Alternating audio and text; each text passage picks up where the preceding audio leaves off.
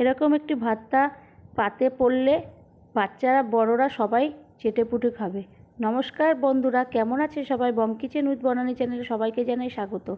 আমি আজকে যে রেসিপিটি করব সেটির এই জিনিসগুলো আমি নিয়েছি। প্রথমে নিয়েছি চিংড়ি মাছ, তারপরে আমি নেব পেঁয়াজ কুচি, তারপরে রসুন কুচি, তারপরে টমেটো, তারপরে কাঁচা লঙ্কা কাঁচা পাকা, তারপরে এঁচোড়, এদিকে হলুদ, তারপরে রইল শুকনো লঙ্কা, কালো জিরে আর লবণ। এগুলো নিয়ে আমি এই রেসিপিটি আজকে তৈরি করব।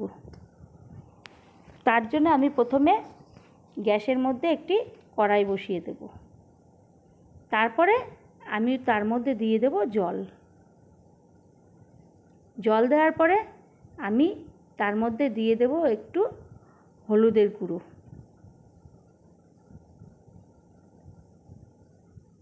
তাহলে এঁচোড়ের যে কষটা থাকে সেই কষটা আর হবে না। আর দেব লবণ। এরপরে আমি এঁচোড়টা ওর মধ্যে দিয়ে দেব, ঢেলে দেব, তারপরে একটা ঢাকনা দিয়ে আমি ঢেকে দেব। 5 মিনিট বাদে আমি ঢাকনাটা তুলব। তুলে দেখব এঁচোড়টা সিদ্ধ হয়ে গেছে।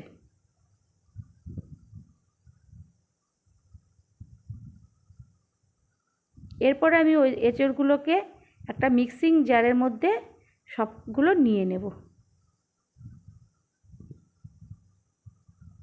এঁচোড়টা একদম কচি, একদম দানা হয়নি কোনো।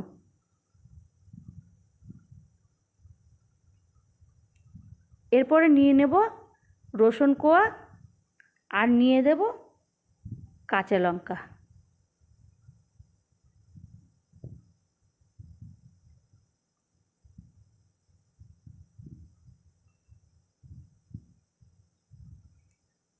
এরপরে ওই জারটি আমি মিক্স করতে দেব।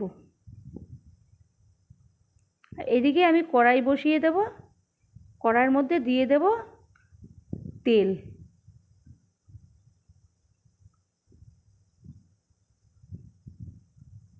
তেলটা যেই গরম হয়ে যাবে আমি ওর মধ্যে দিয়ে দেব পেঁয়াজ।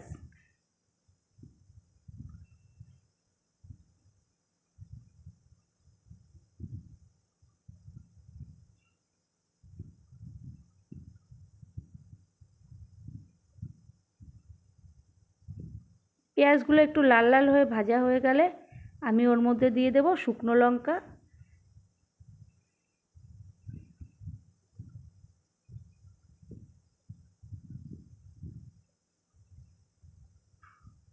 একটু ভেঙে ভেঙে দিয়ে দেব, আর দিয়ে দেব কালো জিরা।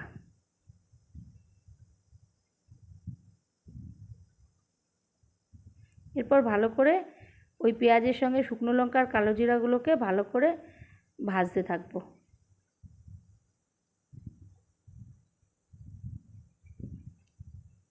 এরপরে আমি ওর মধ্যে দিয়ে দেব চিংড়ি মাছটা, ভাজার জন্যে দিয়ে দেব।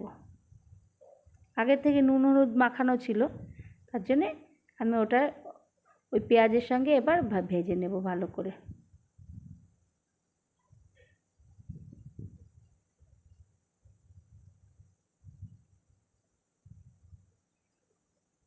এরপরে আমি কড়াইতে আরও একটুখানি তেল দিয়ে দেব।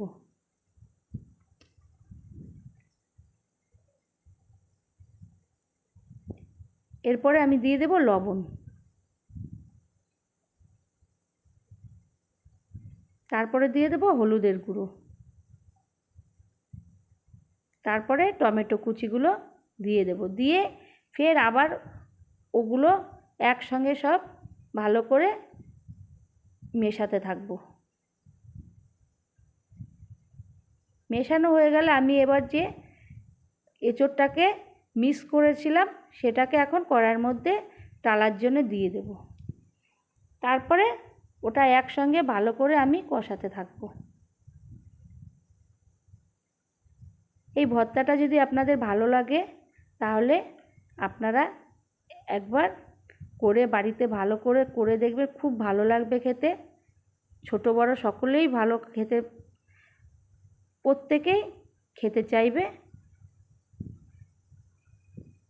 পাশে থাকবেন, সাথে থাকবেন, একটা লাইক করবেন, শেয়ার করবেন, চ্যানেলটিকে সাবস্ক্রাইব করবেন। ধন্যবাদ।